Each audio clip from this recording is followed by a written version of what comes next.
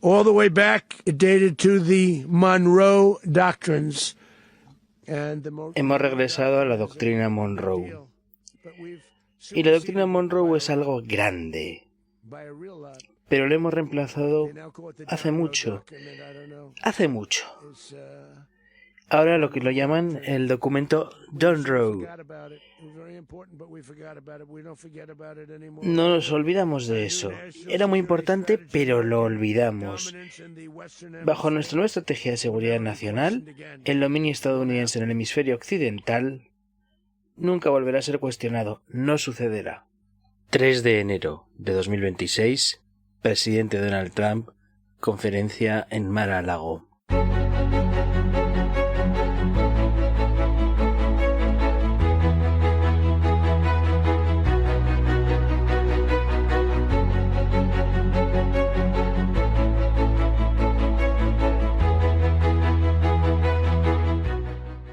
Inter armas, silent leges, Marco Tulio Cicerón, que vendría a ser algo así como en tiempos de armas callan las leyes. Bien, me he visto obligado a cambiar un poquito la entrada del podcast que había grabado ayer con Naya Sanzo para incluir, creo que al propio Donald Trump hablando de lo que vamos a hablar posteriormente. He intentado que el doblaje lo hiciera otra persona, pero pedir cosas por la madrugada pues a veces conlleva el riesgo de que no te respondan, porque o las personas que están al otro lado del charco se están echando a dormir o todavía las personas que están aquí no han despertado. Bueno, yo he despertado un poquito antes para volver a mezclar este podcast que preparó con Naya Sanzo. Hoy es día 5 de enero de 2026 y hoy vamos a hablar de Estados Unidos, una estrategia de seguridad nacional para gestionar la decadencia. Un podcast guionizado por Naya Sanzo y locutado y montado por a quien nos está hablando, Javier Muruzábal. Nos escucháis en Spotify y iVoox, también en Apple Podcast y en algún lugar más, en los canales de GZ Podcast, de Geopolíticas Podcast. Este es el programa 12 de la actual temporada, la sexta, y nos podéis seguir también en X a través de GZ/GZ, porque Geopolíticas es con GZ y K de kilo, vale, pues @GZ/podcast. Nos tenéis ahí en X. También nos seguís en Telegram, Edapena Difusión Geopolíticas. Sin mucho más que decir, dejo hablar a la compañera Naya Sanzo y nos escuchamos a la vuelta. El 22 de febrero de 2022, si no me equivoco, Naya Sanzo y yo nos disponíamos a grabar algo sobre el reconocimiento de las repúblicas populares de Donetsk y Lugansk por parte de Vladimir Vladimirovich Putin, y acabamos hablando de la invasión rusa de Ucrania. Pues nosotros hoy teníamos pensado hablar y grabar sobre Estados Unidos, una estrategia para gestionar la decadencia.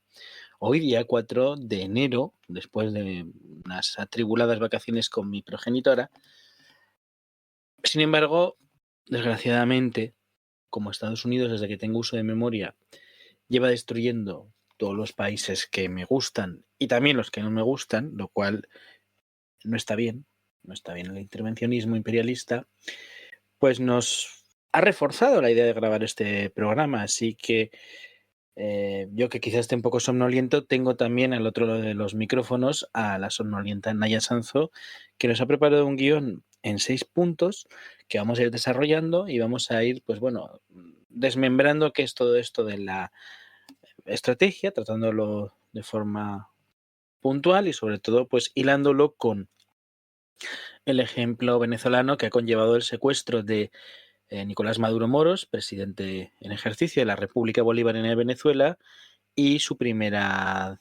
la primera dama, su mujer, que también era una dirigente muy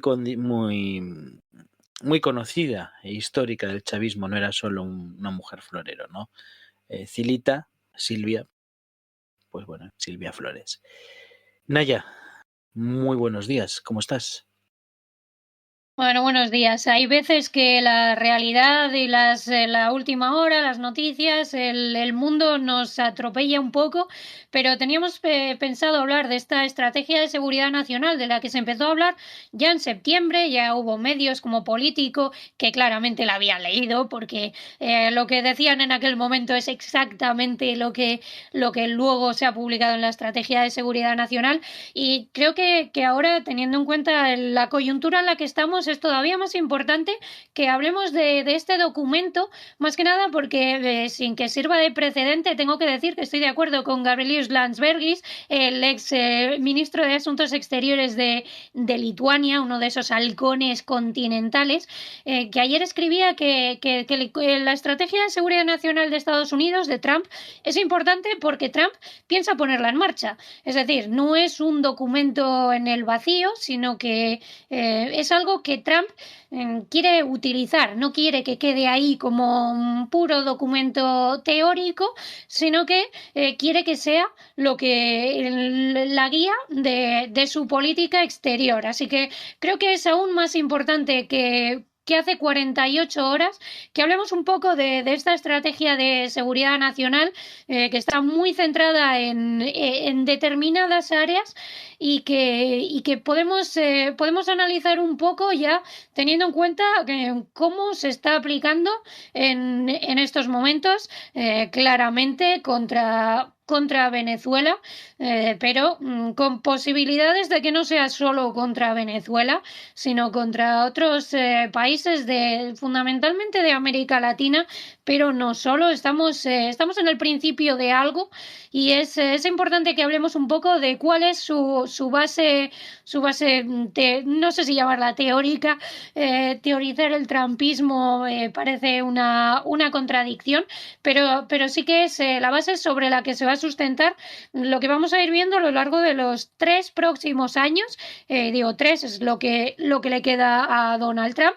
Veremos si son más, si hay una tercera legislatura de Trump con alguien como J.D. Vance, pero desde luego este documento es más importante que las estrategias de seguridad nacional de Bush o de Obama, porque Trump se la cree.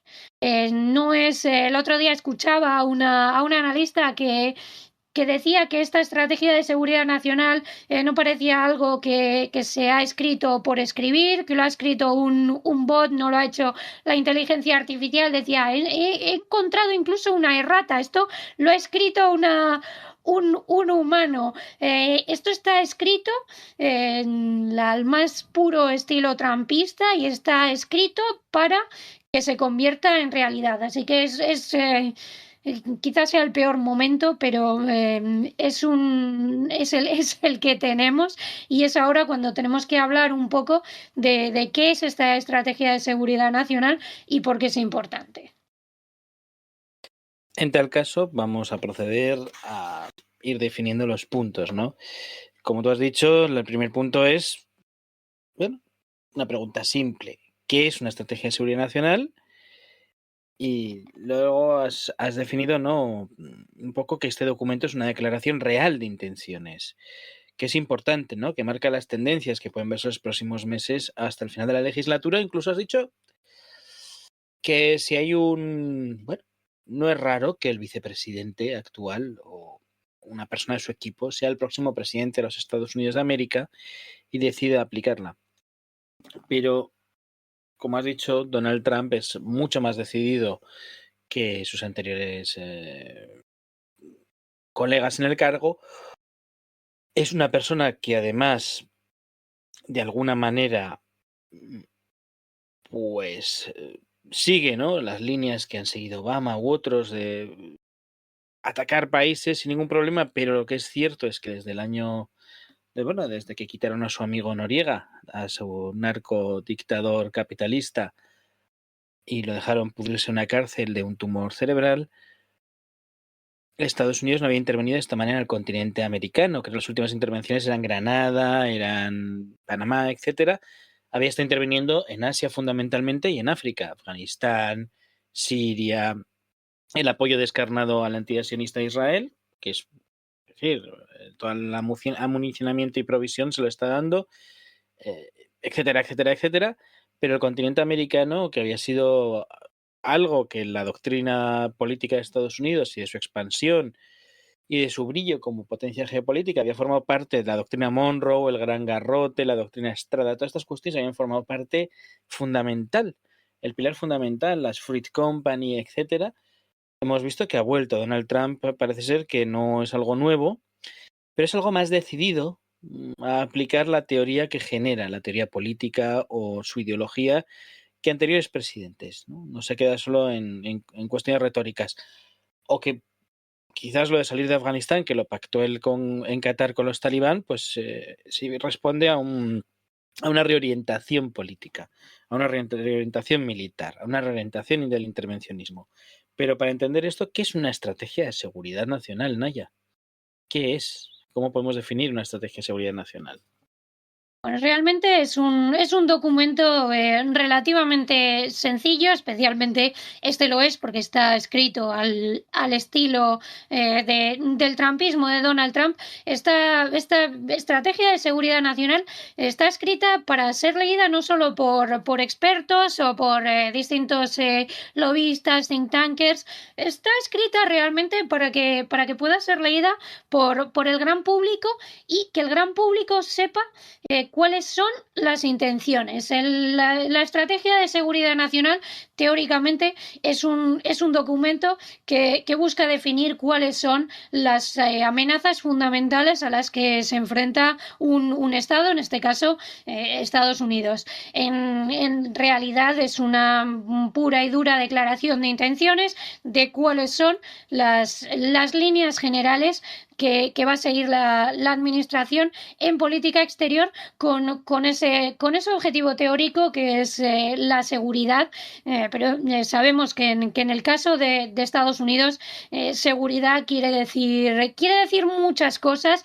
no necesariamente lo que pensaríamos a priori que quiere decir. Seguridad no es solo mantener las fronteras, que también, sino el control de áreas estratégicas del planeta y de flujos estratégicos de determinadas materias primas o productos. Esa es la lógica de la estrategia de seguridad nacional, que normalmente tiene una parte publicada y otra más secreta, de la que más o menos se nos ha hablado también, especialmente en términos de cómo queda en este mundo que nos dibuja, cómo queda Europa. Hablaremos más adelante de en qué posición queda Europa y cuál es esa parte menos pública de la que también se ha hablado en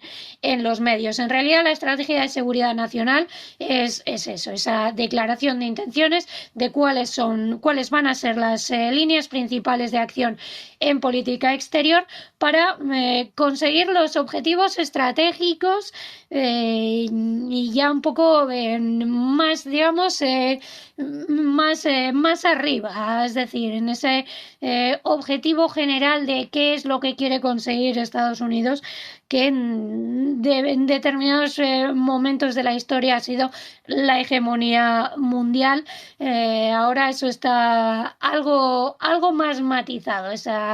En esa estrategia hay actores que juegan ahora mismo un papel importante. Por eso hablamos un poco de ese manejar la decadencia.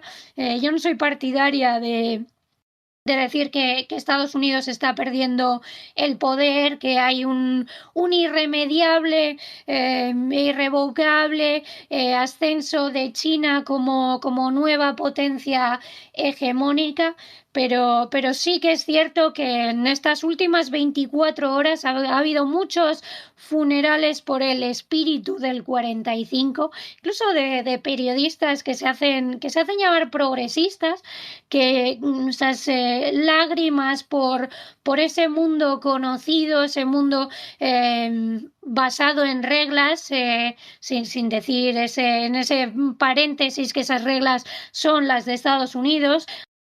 aplicadas a discreción de Estados Unidos, y que en ese espíritu del 45 caben el golpe de Estado a Mossadegh, el golpe de Estado a Allende, participar en las masacres de centenares de miles de personas en Indonesia, el napalm en Vietnam, la guerra sucia en Centroamérica, las intervenciones indirectas en América Latina. Hablabas de todas esas intervenciones en Asia, en Afganistán, en Irak, que no se nos olvide Haití, uno de los países que más ha sufrido esa ira imperial de Estados Unidos, que en su expansión inicial, en ese destino manifiesto inicial, trató de expandirse primero por ahí, en América y en el Caribe.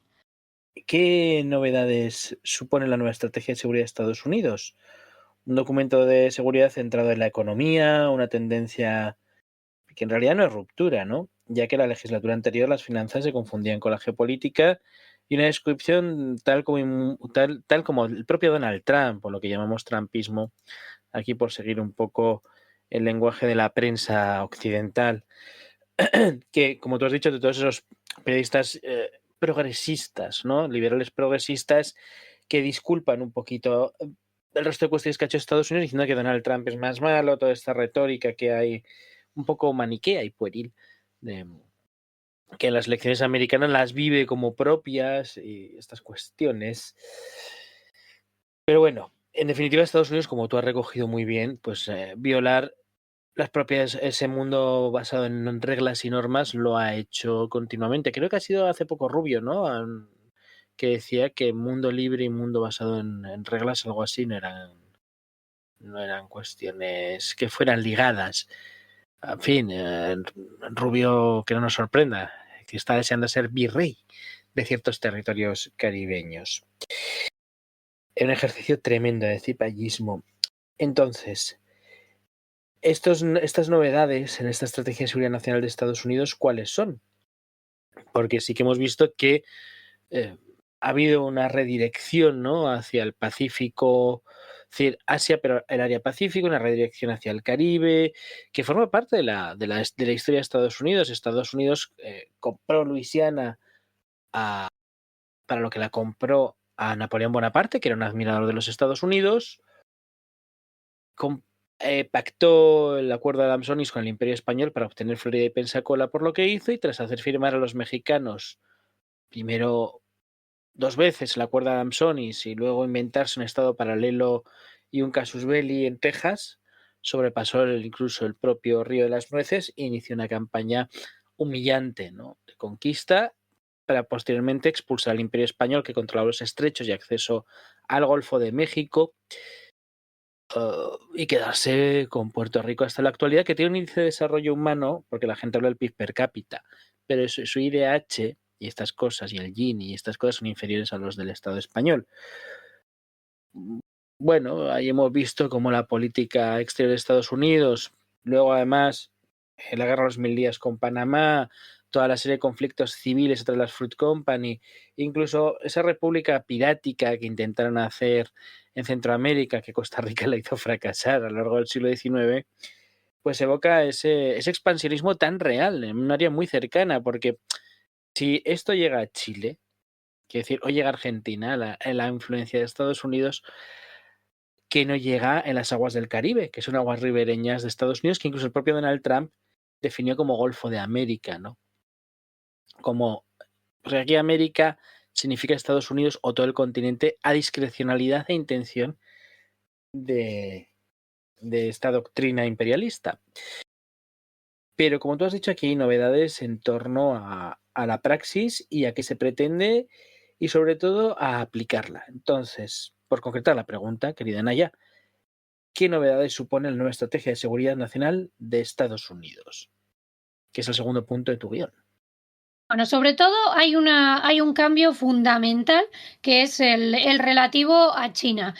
China no es presentada como un rival, como un peligro. China está por todas partes en la estrategia de seguridad nacional, se la mencione o no. Incluso en ese apartado sobre América Latina se habla de esas potencias que están alcanzando cierta presencia. No se habla explícitamente de China, pero es evidente que nos estamos refiriendo en todos esos momentos, nos estamos refiriendo a China. El cambio, y que realmente es un cambio importante, yo diría que es el único realmente que es un punto de ruptura, es que no se aspira a esa hegemonía militar contra esa potencia en ascenso. Es decir, en el realismo trumpista, lo único que se ha entendido con claridad, que esto es algo que yo no tengo claro si la administración Biden lo vio con tanta claridad, es que Estados Unidos no puede enfrentarse militarmente a una potencia como China. Desde esa posición, yo diría que ese es el punto de partida de esta estrategia de seguridad nacional. Saber que existe una potencia en ascenso, una potencia con capacidad económica, militar y de proyección de poder, más allá de sus fronteras. Trump se ha mostrado varias veces muy crítico con los BRICS, ha inventado muchas cosas sobre los BRICS, pero es una señal de que considera ese tipo de instituciones o aspiraciones a esos grupos de poder ajenos al control de Estados Unidos como una potencial amenaza. Quizá no en términos actuales o militares o incluso económicos en el momento actual, pero sí que son algo que hay que evitar. Desde ese punto de vista en el que Estados Unidos renuncia al menos de momento, a esa hegemonía militar, digamos, mundial, lo que se busca es reordenar sus recursos militares, políticos y económicos para contener esa amenaza, contenerla de forma directa o indirecta. Es decir, por la vía del proxy de toda la vida, para impedir que ese ascenso militar, que es notorio y evidente y que se vio en el desfile del pasado verano, se pueda traducir, se pueda transformar en poder político, poder blando, poder duro, más allá de sus fronteras. Creo que esa es la base de esta estructura de seguridad nacional, que a partir de ahí habla mucho.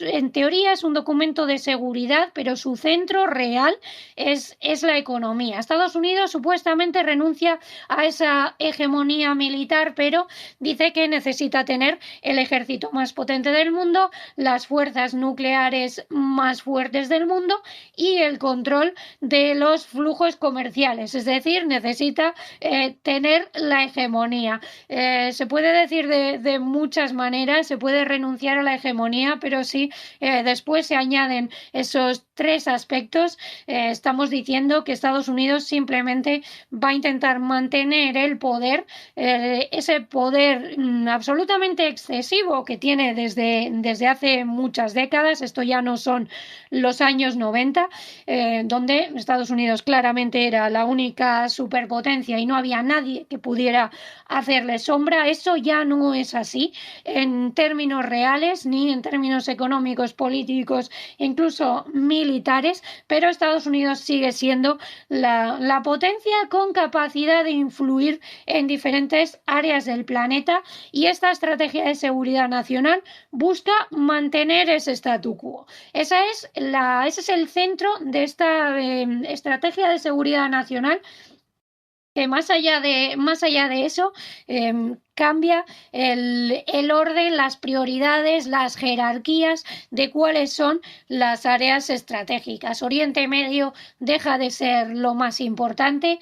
El control del petróleo de Oriente Medio fue clave, y el control de cualquier disidencia, ya fuera las disidencias consideradas terroristas, lo fueran o no. La definición de terrorismo es un poco como la definición de América, se puede moldear para que quiera decir lo que queremos decir en cada momento. Esa ya no es la prioridad. Oriente Medio se considera ya bajo control casi absoluto de Estados Unidos. Las prioridades son dos. Es Asia-Pacífico, la contención. Hay analistas que dicen que se renuncia a la contención de China. Eso no es verdad. Hay que saber leer entre líneas, y no hace falta leer mucho entre líneas para ver que eso no es verdad. Y la segunda prioridad es eso que Estados Unidos hace llamar el hemisferio occidental, tanto que utilizan la palabra América para todo.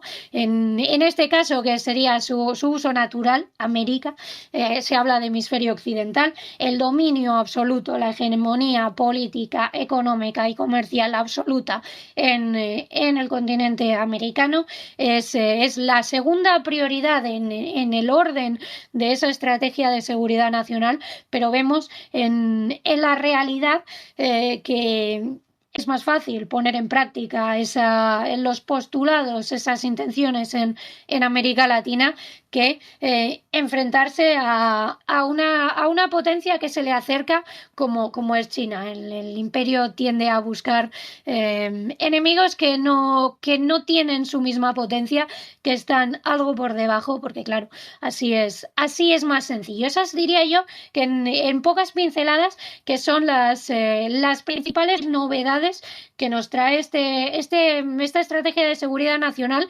que se ha analizado de forma tan absolutamente tosca, simplista, y que ha querido ver que en esa especie de repliegue continental un atisbo de aislacionismo. Karl Rove, ese cerebro de George Bush, decía que temía que esta estrategia de seguridad nacional quiere decir aislacionismo. Eso no es verdad. No se renuncia al intervencionismo, como vemos día a día, y tampoco se renuncia a la contención de China. Simplemente se intenta reorganizar para adaptarla a las circunstancias reales en las que se encuentra Estados Unidos ahora mismo, y hacerlo de otra manera. Bien. Antes de seguir con la tercera pregunta, voy a recordar que en el histórico de podcast tenéis una serie de 4 programas que hizo el señor Aramburu. Ander Aramburu, nuestro locutor y productor de guiones, ha hecho varios programas ya como locutor en euskera y va a proceder a realizarlos en castellano. Hizo la temporada 4 un ciclo llamado El esplendor geopolítico de Estados Unidos, o causas del esplendor geopolítico de Estados Unidos, programa 4.11, 4.12, 4.14 y 4.18. Y el primero es proteccionismo económico, expansión territorial estadounidense, imperialismo y migraciones de la Gran Guerra al crack del 29, consolidación del hegemón del New Deal y la Segunda Guerra Mundial a Bretton Woods. Entonces yo ahí lo recomiendo. También tenemos 2 programas que quiero recomendar. Uno es un programa guionizado por Naya Sanzo y locutado y montado por un servidor. El retorno de Trump, A Movement Like Never Before. Y por supuesto, los 2 gallicos últimos sobre Venezuela, el que ha realizado Carlos entrevistando a Lautaro Rivera, y el que ayer desde que grabamos, sería el sábado, cuando esto se emita, grabó Carlos de urgencia, con Lautaro también y con voces desde Venezuela y algunas grabaciones de cargos venezolanos, ¿no? Creo que salía Delcy, creo que salía Diosdado, etcétera. En fin, Naya, dicho esto, y recomendando un poco nuestro histórico de podcast, que está muy bien para aquel que quiera formarse y quiera entender esto del imperialismo mejor. Vamos allá con tu tercera pregunta, porque además creo que nos está dando pistas sobre de qué va esta cosa. El mundo de 2026 según Estados Unidos. Bueno, ¿en qué se centra el documento? ¿De qué temas trata el documento? ¿Sirve para hacer un repaso a grandes temas geopolíticos esto también? Porque que ya han salido, ¿no? Quiero decir, la de Venezuela o temas que van a salir en un futuro. Hay que recordar que ayer en Twitter, ¿quién fue la mujer? No me acuerdo de qué asesor o de Donald Trump. Puso un mapa de Groenlandia con la bandera de Estados Unidos. Se nos ha olvidado mucho esto de... Lo miraré antes de... y lo incluiré cuando acabemos el programa en el cierre editorial que hacemos. No hay que olvidar que Estados Unidos, bueno, pretende más territorios, ¿no? Y la independencia de Puerto Rico nunca llegó. O la de Guam. Estados Unidos ahí está en los sitios. O la de Hawái. Hawái nunca ha podido autodeterminarse. Es un territorio colonial. Lo dijo no la Carta de Naciones Unidas. Esté incluido como un estado o no de la Unión, esté colonizado más o menos por anglosajones. Es un territorio colonial. Naya, este documento es lo que te he preguntado un poquito. ¿Qué temas trata? El mundo según Estados Unidos, ¿no? 2026. Bueno, voy a ir contando un poco esto, lo voy a mezclar con lo que habíamos puesto como el punto 4, que es qué es políticamente esta estrategia de seguridad nacional, porque son dos temas que van muy unidos. El de dónde viene esta estrategia de seguridad nacional y a qué temas se va a dedicar. Hay cosas de las que realmente no se está hablando y que explican muy bien esta estrategia de seguridad nacional. Para mí hay tres aspectos claros que marcan este documento. El primero sería el discurso de Pete Hegseth en febrero a los aliados europeos de la OTAN. El segundo, el discurso de pocos días después de J.D. Vance en la conferencia de seguridad de Múnich. Y todo ello enmarcado en el mundo que se relata en el libro de Elbridge Colby. Él es el número 3 del Pentágono, es el encargado de políticas del Pentágono, que relata muy bien este mundo en el que se enmarca esta estrategia de seguridad nacional. En febrero, Hegseth sorprendió a los aliados europeos diciéndoles, aparentemente de la nada, esto era algo que podían haber previsto, pero en esa inmensa sabiduría de los países europeos prefirieron negar la realidad, en lugar de intentar anticiparse a este discurso que realmente era previsible. Lo que vino a decir el ahora secretario de guerra, cada día que pasa lleva mejor puesto el nombre, es que la era en la que Estados Unidos se hacía cargo de la seguridad en Europa se acabó y que los países europeos tienen que empezar a responsabilizarse de esa seguridad en el continente, que claro, en las condiciones actuales no estamos en los años 90 en los que se podría haber llegado a un acuerdo con Rusia, no estamos en los años 2000 en los que Rusia estaba en ascenso, pero también se podía haber llegado a un acuerdo. Estamos con un continente fracturado y en guerra, es decir, hacerse cargo de la seguridad del continente quiere decir hacerse cargo de los costes de la guerra y de la posguerra. El paraguas de Estados Unidos se acabó, decía Hegseth. Esto también es matizable porque a Estados Unidos no le interesa tampoco perder completamente su presencia en un territorio que sigue siendo importante, más que nada como mercado en el que colocar los productos estadounidenses, pero Estados Unidos nos dice, estas son las grandes utopías del trumpismo, que los países europeos de la OTAN tienen que hacerse cargo de toda la seguridad continental antes de 2027, algo que es totalmente, total y absolutamente inviable. Ese fue el contenido de ese primer discurso, que a mí me parece importante porque nos está diciendo que Estados Unidos quiere mantener el control, quiere mantener el dominio, pero quiere hacerlo a distancia y por medio de proxies, de estas alianzas, de estos bloques que le son afines. Y sobre todo que, como vimos en verano con la negociación, entre comillas, del acuerdo comercial, no tienen la capacidad de decir que no a Estados Unidos. Si Donald Trump te convoca en el campo de golf de Donald Trump en Escocia, tú, Ursula von der Leyen, o tú, Keir Starmer, te presentas en el campo de golf de Donald Trump para darle la razón y decir que es verdad que la Unión Europea es quien ha hecho todas las concesiones, pero lo ha hecho porque eran necesarias, porque la situación anterior era injusta y la Unión Europea tenía que adaptarse a este nuevo mundo, en el que, como al más puro estilo de la mafia, Estados Unidos exige que sus tanto a oponentes como a aliados que pasen por el aro y que, a la mafia le pagas para que no te reviente tu negocio. A Estados Unidos, de alguna manera, también. La segunda pata de esta estrategia de seguridad nacional es el mundo que dibujó J.D. Vance en su discurso en Múnich, en el que habló de cómo fundamentalmente Europa está viviendo esta decadencia, este riesgo de civilización, ese riesgo de desaparición.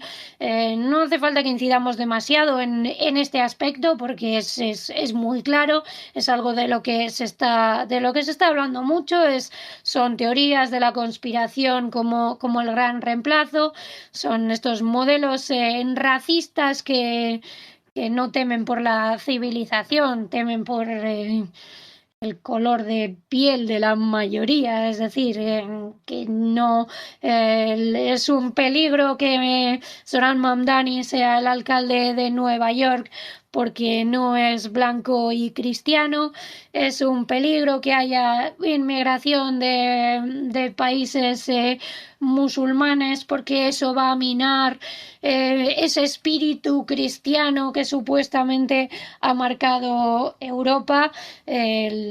El legado árabe ha marcado esta península desde la que grabamos, pero por lo que sea es algo que se tiene menos en cuenta.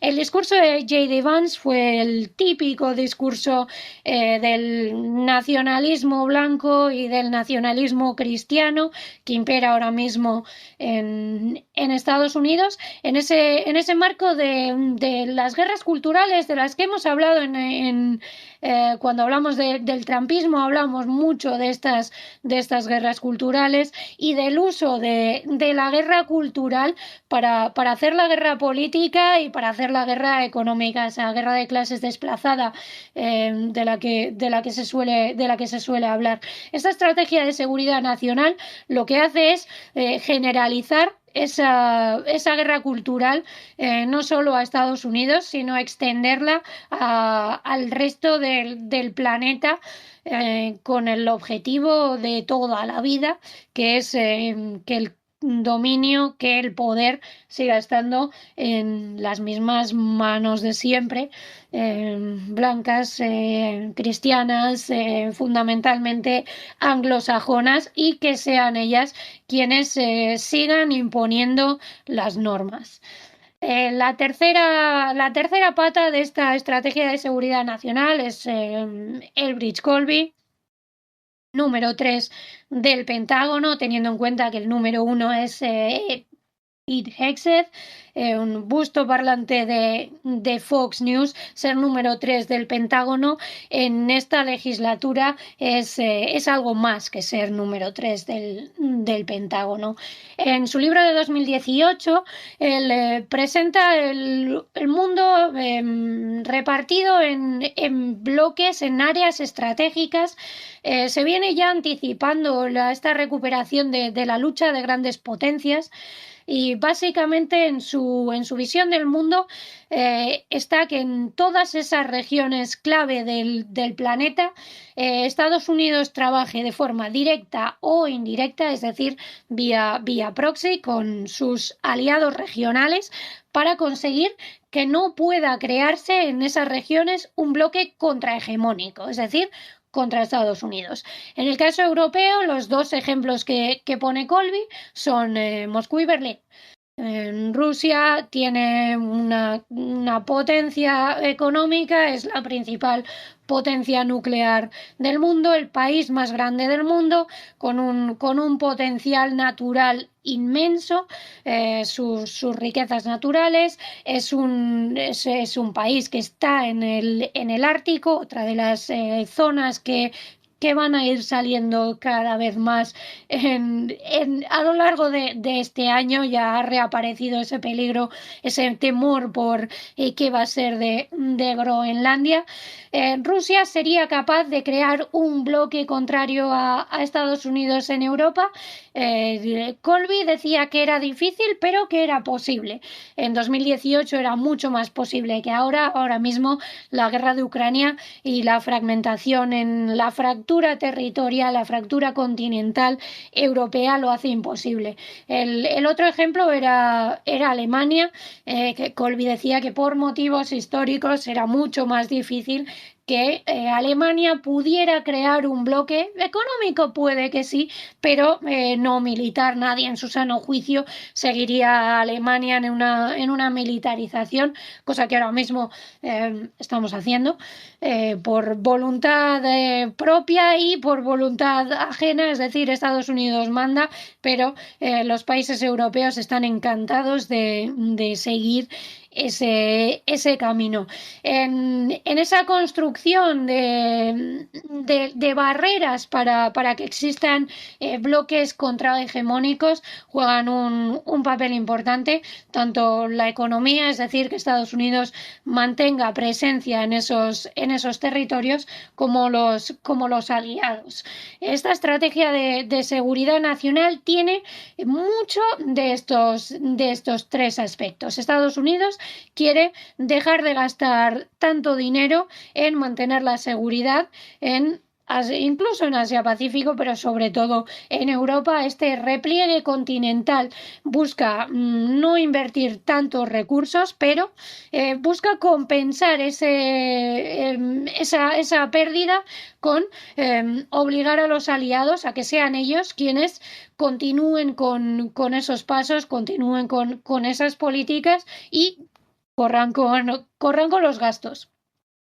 El discurso de J.D. Vance lo que venía a poner es hacer mundial esta guerra cultural por el dominio, por la hegemonía cultural que hasta ahora ha tenido Estados Unidos y que tiene menos peligro de perder en términos especialmente de comunicación. China es una gran potencia y China tiene su propia industria cultural, pero que no tiene ahora mismo ni por motivos lingüísticos va a tener mucho más difícil tener la implantación que puede tener ese poder blando que suponen Hollywood o que los medios estadounidenses proyecten su poder vía el copia y pega y cita que hacen todos los medios del resto del mundo, todos los medios al menos hegemónicos. Y ese mundo de Elbridge Colby, ese separar el mundo en regiones y buscar que Estados Unidos tenga la capacidad de imponer su voluntad, ya sea de forma directa o a poder ser de forma indirecta, es lo que estamos viendo hoy en día que Estados Unidos está queriendo imponer. Teniendo en cuenta todo eso, ¿cuál es el mundo de Estados Unidos? El mundo que Estados Unidos ve en 2016 y que Estados Unidos quiere imponer. Es un mundo en el que vuelven a imperar esferas de influencia, si es que en algún momento dejaron de hacerlo. El problema era que el mundo era la esfera de influencia de Estados Unidos. Ahora mismo se da por hecho que China va a tener una esfera de influencia que Estados Unidos espera reducir por la vía de básicamente de la amenaza a oponentes y aliados, y por la vía de obligarles a seguir el camino planificado. Se da por hecho que Rusia va a tener también alguna esfera de influencias. Quizá esto le viene bien a Estados Unidos en términos de hacer una especie de divide y vencerás en Eurasia, especialmente en Asia. Asia Central era un territorio en el que China estaba consiguiendo una presencia, estaba consiguiendo comerse el pastel que hasta entonces había sido ruso. Esto se empieza a matizar ahora mismo. Veía hace poco unos datos de cómo ha aumentado de forma casi exponencial el comercio entre Rusia y esas repúblicas de Asia Central en las que perdía presencia con respecto a China, pero que en los últimos años ha vuelto a recuperar al menos una parte. En este mundo de esferas de influencia, Estados Unidos se reserva, como hemos visto ya en muchos casos, el derecho, entre comillas, de intervenir, de ejercer esa labor de policía mundial, a la que no ha renunciado. Estados Unidos puede renunciar a una parte de esas centenares de bases militares que tiene por el mundo, pero no a las importantes, no a esos puntos, especialmente en muchos sentidos, algo que también intentó hacer el Reino Unido al perder el imperio, mantener esos puntos, esos nodos comerciales, especialmente marítimos. Eso Estados Unidos no va a renunciar a ello, y se reserva esa posibilidad de intervenir en los lugares y en los momentos en los que considere que necesita hacerlo por su beneficio o por el beneficio de sus principales aliados. Hay muy pocos aliados por los que está dispuesto a intervenir, pero hay algunos de ellos que está claro que sería capaz de intervenir. Uno de ellos claramente es Israel. Otro de ellos posiblemente sea Taiwán. El cambio en la postura de Estados Unidos sobre Taiwán en esta estrategia de seguridad nacional es absolutamente mínimo. Tiene mucho que ver que Elbridge Colby sea un halcón antichino declarado. Básicamente su visión del mundo es que Estados Unidos tiene que marcharse de Europa. Europa está controlada, la OTAN es suficiente, o incluso una Unión Europea que no sea excesivamente poderosa, que no lo es. Esta Unión Europea sin autonomía estratégica es suficiente para garantizar que no pueda haber un bloque contrahegemónico en Europa, y todos esos recursos deben destinarse a la contención de China, a Asia-Pacífico, a hacer más poderosas a esos aliados regionales que Estados Unidos tiene en Asia-Pacífico, ya sean Taiwán, Filipinas fundamentalmente, Corea. Ahí es donde Estados Unidos tiene que poner los recursos, pero incluso a esas potencias se le está exigiendo que inviertan más dinero. Donald Trump ha dicho muchas veces que Corea tiene que pagar más por la presencia de Estados Unidos. Ese es el mundo en el que estamos actualmente, y en el que en esta segunda legislatura de Donald Trump, Estados Unidos ha bombardeado a su antojo Yemen, hasta que, entre comillas, los hutíes capitularon, cosa que Yemen evidentemente no hizo. Estados Unidos no consiguió ninguno de sus objetivos estratégicos con sus bombardeos en Yemen. Estados Unidos ha bombardeado Siria en el momento en el que ha considerado que un ataque del Estado Islámico había asesinado a varios de sus efectivos sobre el terreno, que llevan años en Siria de forma absolutamente ilegal. Yemen, Siria, Estados Unidos bombardeó primero vía proxy y después de forma directa Irán. Estados Unidos lleva realizando una campaña de ataques con drones de la que no se habla en absoluto en Somalia a lo largo de todo este año. Quizás sea el país que más veces ha bombardeado Donald Trump, y no estamos hablando de ello porque de la misma forma que África tiene literalmente tres párrafos en la estrategia de seguridad nacional de Estados Unidos, tampoco en Europa tenemos en cuenta al continente africano. Y en estas últimas semanas Estados Unidos ha bombardeado también Nigeria, supuestamente al Estado Islámico. Hay ciertas dudas de dónde ha bombardeado Estados Unidos y por qué, pero Nigeria es uno de los países que también va a salir repetidamente este año, porque Donald Trump ya ha empezado a acusar, a hablar de que hay un genocidio de población cristiana en Nigeria, hay un genocidio de población cristiana en Nigeria, hay un genocidio de población blanca en Sudáfrica. Son dos motivos por los que Estados Unidos se reserva el derecho a intervenir, a imponer aranceles, sanciones, lo que consideren en cada momento. Esos son dos aspectos, y reitero la importancia del Cuerno de África, no solo de Sudán o de Etiopía, que son dos temas de los que iremos hablando a lo largo del año, pero también esa cuestión de Somalia.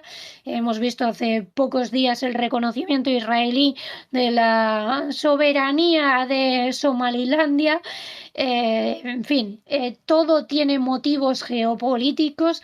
Israel no hace nada por su cuenta sin tener en cuenta a Estados Unidos. Este es el mundo en el que estamos, que es mucho más peligroso de lo que era el mundo de 2025 o de 2024. Que era ya en sí, estábamos en un riesgo de enfrentamiento entre grandes potencias. Las medidas económicas, políticas, militares que está tomando Donald Trump en estos meses hacen este mundo que esté todavía más tensionado y que las amenazas sean todavía más claras. Irán vio claramente lo que quiere decir en la jerga de Estados Unidos la palabra negociación. Negociación quiere decir que los oponentes a Estados Unidos acepten las condiciones que imponen Estados Unidos o sus aliados regionales, en ese caso Israel. En caso de que Irán, que fue a la mesa de negociación con la intención de negociar, no se plegó a esas condiciones, y el resultado fue el bombardeo de 12 días. Lo vimos ayer, el sábado, en Caracas.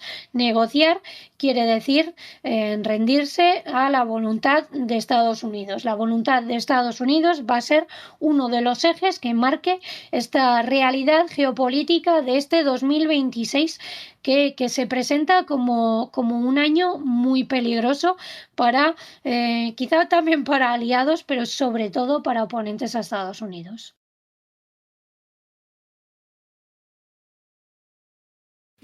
Bueno, Naya, antes de proceder a la quinta pregunta, creo que has solventado quién es esta señora del meme, ¿no? Te ha escrito un amigo en común que lo tengo un poco abandonado y que con el cual tendré que hacer algún programa sobre Europa, mea culpa. Te ha escrito y te ha dicho quién es la señora del meme. Qué pequeño es el mundo. Sí, sin siquiera necesidad de preguntar, nuestro amigo Ángel Ferrero, podéis escuchar su análisis sobre las últimas elecciones de Alemania en el Gallico que grabasteis el año pasado. Nos ha enviado este meme de ese mapa de Groenlandia con la bandera de Estados Unidos, con el texto en mayúsculas, por supuesto, pronto, soon, que lo publicó Katie Miller, que es la esposa de una de las caras más conocidas a nivel interno en el trumpismo, Stephen Miller. Él es normalmente se suele hablar mucho del asesor de seguridad nacional.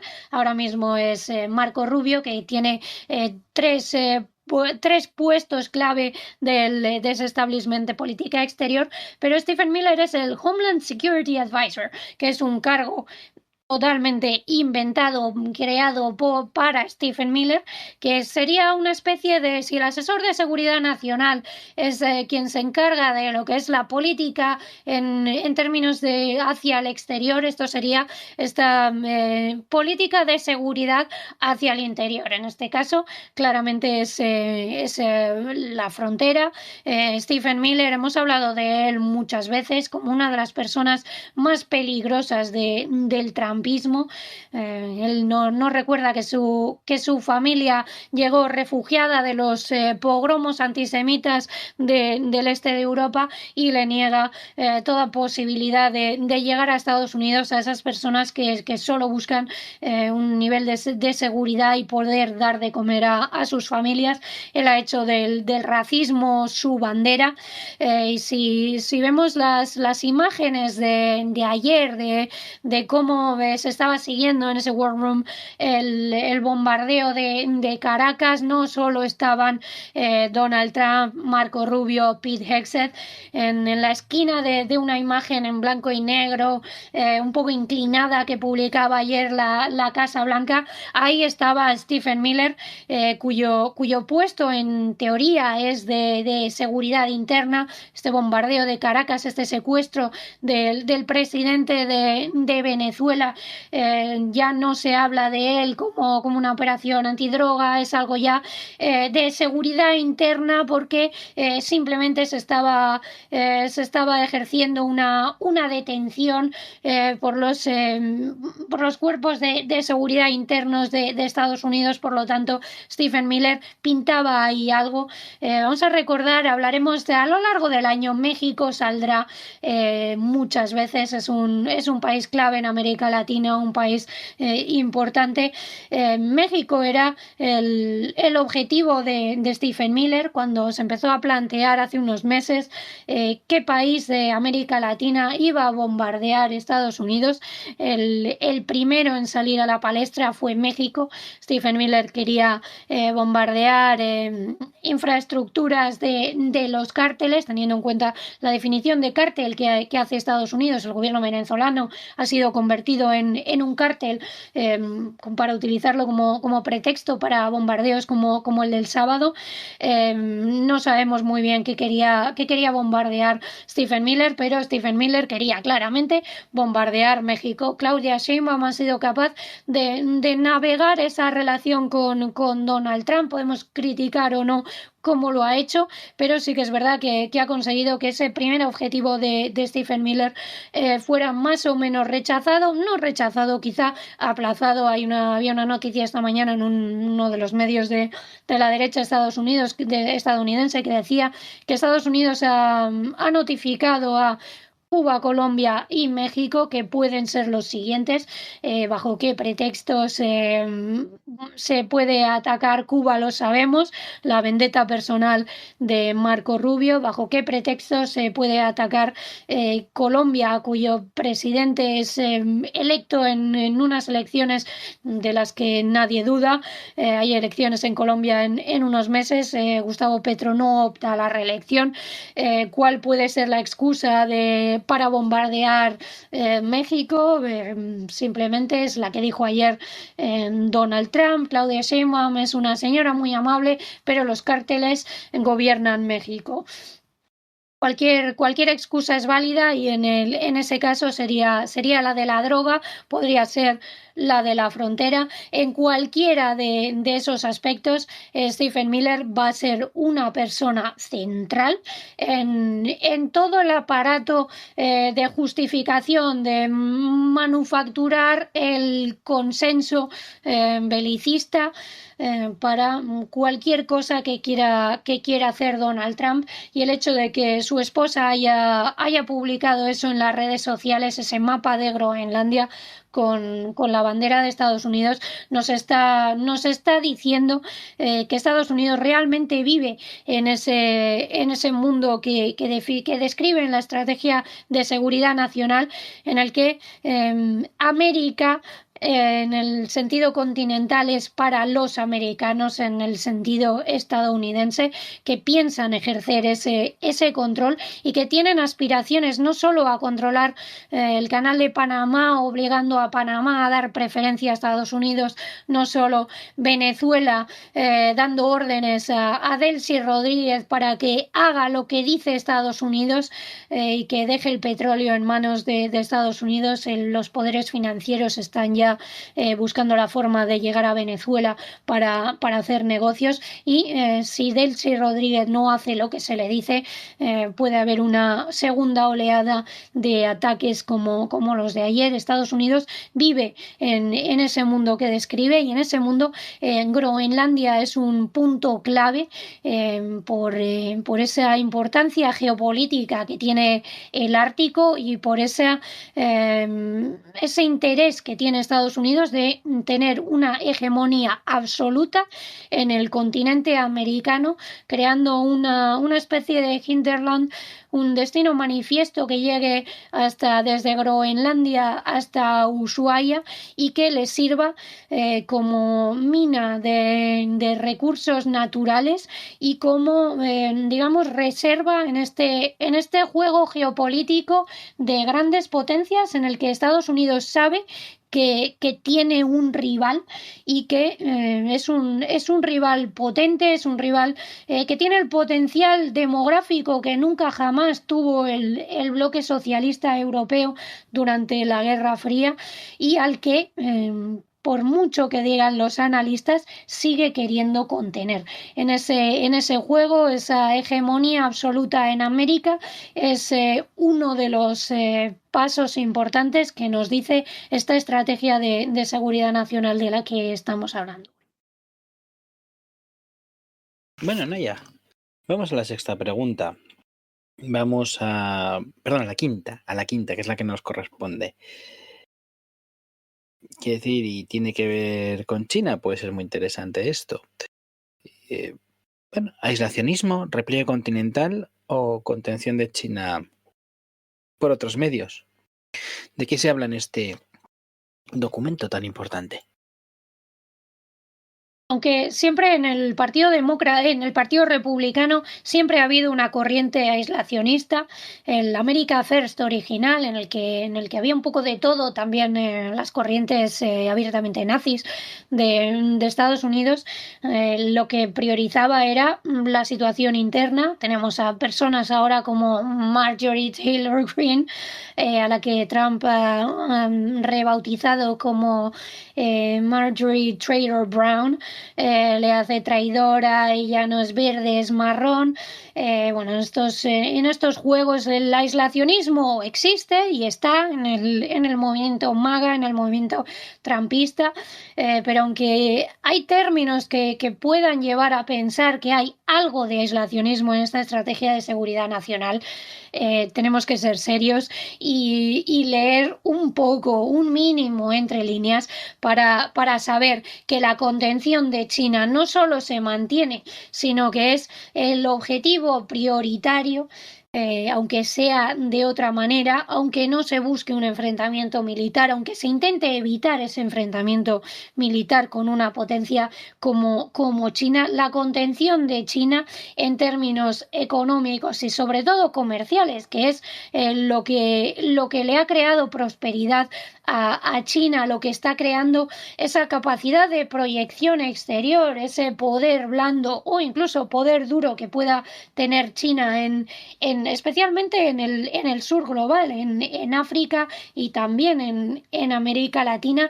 Ese es el elemento central de la estrategia de seguridad nacional de Estados Unidos. No hay aislacionismo posible en un país que en un año ha bombardeado 5 países, en un país que amenaza a aliados y oponentes con aranceles para conseguir que den privilegios a sus productos, que inviertan en Estados Unidos, que pasen por caja y que impongan unas políticas que convienen a Estados Unidos para mantener ese statu quo, esa capacidad de intervenir en los asuntos internos o externos de todo el mundo.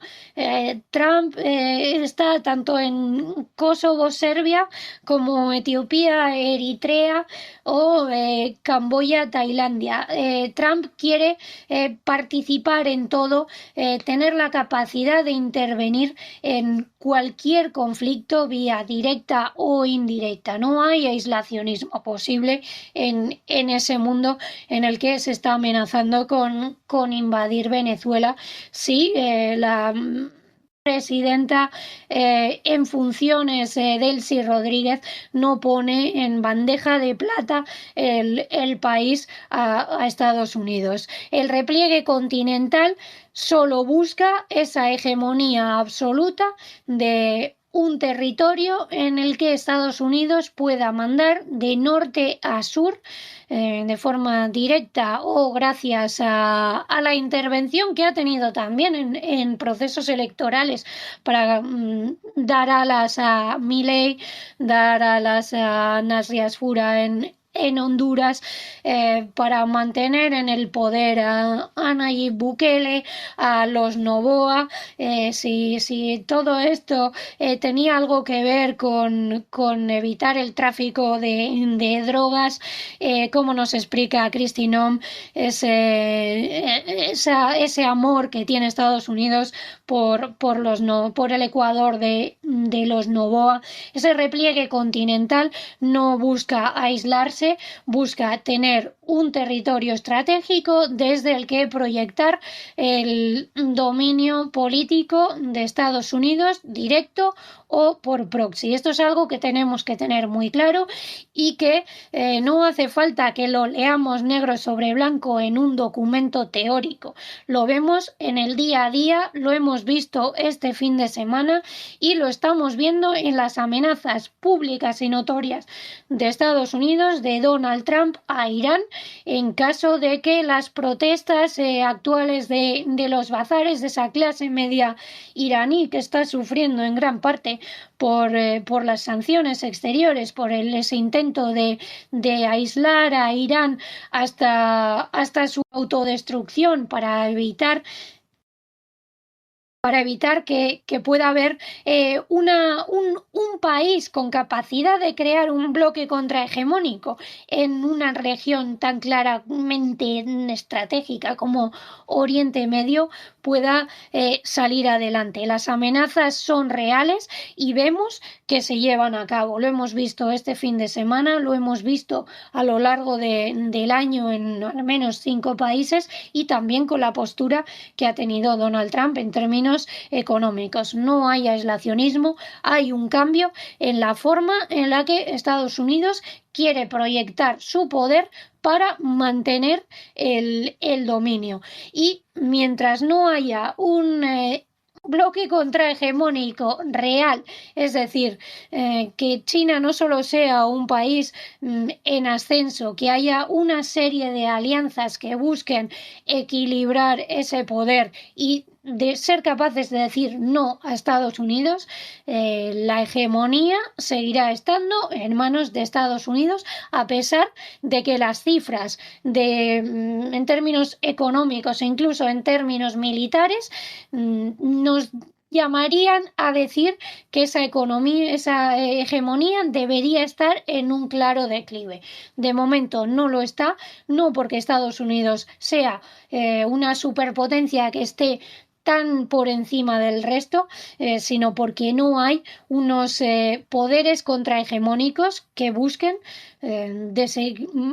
desequilibrar esa balanza a su favor y en contra de Estados Unidos.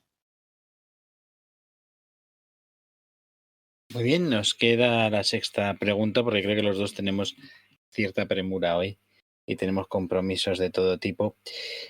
Vamos allá, Naya, porque creo que resolver este podcast es importante e interesante.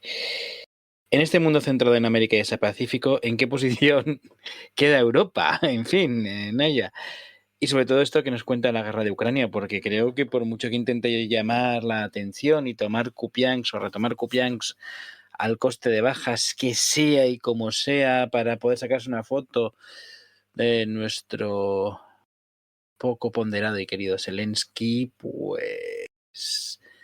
pues esto de Ucrania quizás la va dejando un poquito más aislada, ¿no? Y en segundo plano. ¿Cómo lo ves tú? Yo lo veo así, pero tú, que es tu entrevista, ¿cómo lo ves? Bueno, yo fundamentalmente lo que veo es que la situación de la Unión Europea queda totalmente minada. Esta Unión Europea cuya autonomía estratégica quiere decir que para enviar ese despliegue militar de 15.000 tropas por la coalición de los dispuestos de Macron y Merz, la Unión Europea necesita el apoyo directo de Estados Unidos. La posición de la Unión Europea es de subordinación absoluta a la voluntad de Estados Unidos. No hay autonomía estratégica que valga en un continente, en un bloque político, más el Reino Unido, que no está en la Unión Europea, pero en muchos casos actúa como si lo estuviera, que no es capaz de negociar un acuerdo comercial, que simplemente se limita a decir que sí a Estados Unidos con el aumento del gasto militar, este rearme continental que va a tener que hacerse a costa del estado del bienestar, que ha sido la seña de identidad de los países europeos desde la Segunda Guerra Mundial, ese espíritu del 45 por el que lloraban ayer, el sábado, tantos analistas. No lloran tanto por esos recortes que va a haber en sectores clave. La Unión Europea queda en un tercer o cuarto plano. La Unión Europea no tiene ni el potencial demográfico que tienen países como India o China, no tiene los recursos naturales necesarios para la economía del futuro, no tiene la capacidad de innovación y de producción de aquellos elementos tecnológicos que son necesarios para la economía del futuro. La Unión Europea, Europa en general, habría que incluir también ahí a Rusia, que aunque la Unión Europea no quiera verlo, sigue siendo un país europeo con tendencias europeas, desindustrialización, pérdida de población, envejecimiento, tiene los mismos retos que los países de Europa Occidental. Europa queda como un mercado al servicio de Estados Unidos. Es donde Estados Unidos quiere colocar sus productos energéticos. Se va a hablar mucho del interés de Estados Unidos por el petróleo venezolano. Había un comentario ayer de Ole Deripaska, uno de los principales oligarcas rusos, que decía que si Estados Unidos toma el control de ese petróleo de Venezuela, que no es para uso propio, es para controlar el flujo de ese mercado que pese a la descarbonización sigue siendo clave en la economía actual. Decía Ole Deripaska que Estados Unidos puede tener el control del flujo de la mitad del petróleo mundial. En este mundo, la situación de Ucrania no es buena, porque va a depender más de la Unión Europea, cuya capacidad es comprar armas a Estados Unidos, pero también es comprometida para la Federación Rusa. Las sanciones que ha impuesto Donald Trump se han centrado especialmente en el sector energético. Casualmente, competidor de Estados Unidos. Estados Unidos fue también muy contrario a la construcción del Nord Stream, no solo el Nord Stream 2, sino también el Nord Stream 1, cuya presentación estuvo, por ejemplo, Mark Rutte, entonces primer ministro de los Países Bajos. Eran los años en los que la cooperación económica era vista como algo positivo. Eso ya no ocurre. Rusia ha perdido el mercado europeo occidental para sus productos energéticos, y Estados Unidos aspira a controlar también, en cierta forma, ese flujo de de petróleo ruso que tiene que destinar, y bajo muchos descuentos y con serias dificultades de logísticas, a países del sur global.